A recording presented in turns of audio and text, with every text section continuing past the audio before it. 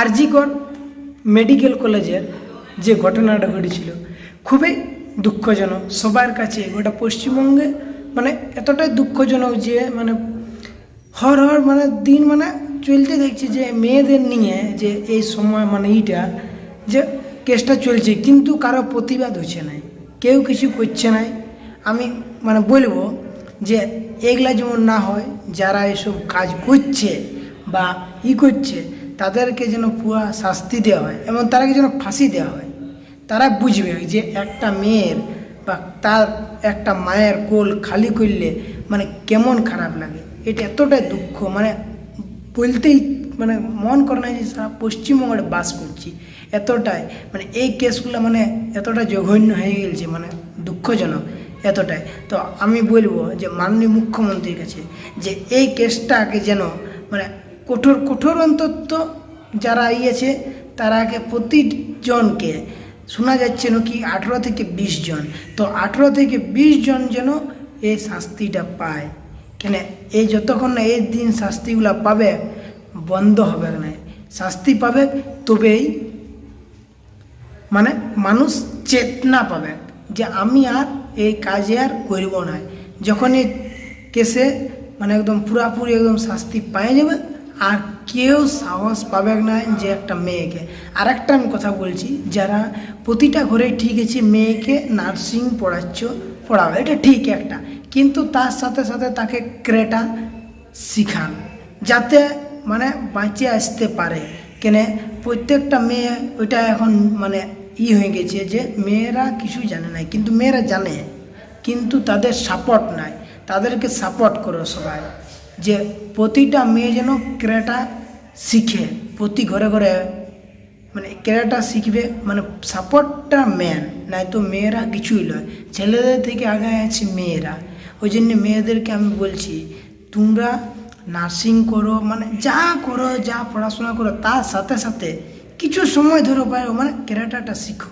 আমি বলছি ঠিক আছে শিখতে রয়েছে, অনেক গরিব তরিব আছে, কিছু না, কিন্তু তারা দেখে শুনেও শিখো, ভিডিও দেখো কীভাবে ক্যারেটা করছে, নিজেও একটা করো, মানে একটাই করো, তাহলে তোমরা কী হবে যে জীবনে বাঁচিয়ে আসতে পারবে, ওয়াকে একদম ফেলিওর কাটান দেবে। এটাই আমার মানে একটা বলারই। আর প্রত্যেকটা জনকে আমি বলছি যে যতজন আছে ইয়ারা প্রতিটা শাস্তি পাক।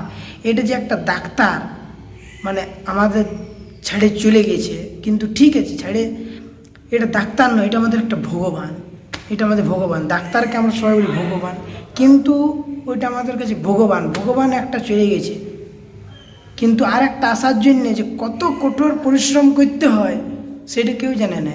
কিন্তু চলে যাওয়াটা ওটা সহজ ব্যাপার, ওই চলে গেল, কিন্তু আরও একজন ডাক্তার হয়ে আসবে ওই কলেজটায়, তাদের বহুত কঠোর কঠোর পরিশ্রম চাই।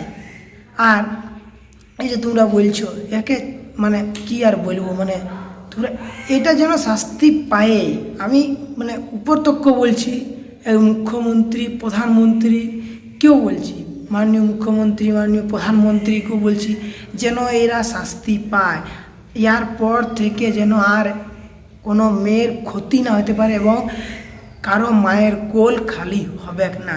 তার জন্য আমি বলছি তোমরা যত আমার সাথে সাপোর্ট আছে ভিডিওটাতে কমেন্ট করো যে মেয়েদেরকে আমরা ক্যারাটা শিখাবো, এবং মেয়েরাকেও বলছি তোমরা যদি এই ভিডিওটা আমার পেয়ে থাকো এটা শেয়ার করো আর কমেন্ট করো যে মেয়ে হইলে আমরা ক্যারাটা থাকবো আর আমরা ছেলেদের থেকে আগায় আছি, এটা আমি শুনতে চাই। আর তোমরাকে আমি বলছি এই ভিডিওটা প্রচুর প্রচুর প্রচুর মানে শেয়ার করো, ঠিক আছে? এটাই আমার বলার উদ্দেশ্য।